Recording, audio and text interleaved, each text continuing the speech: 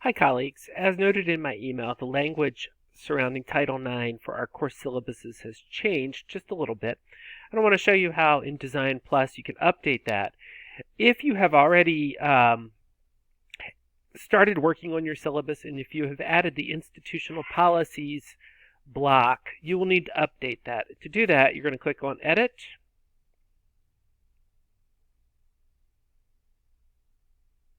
Then you will come to Create, Edit Syllabus Content.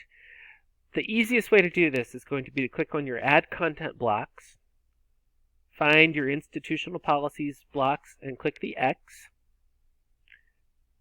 and then come into your institutional policies and click Add Official LR Syllabus Policies.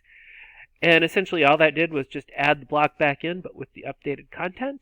You can see here that the information for LR non-discrimination has changed just a little bit, and then I click Update.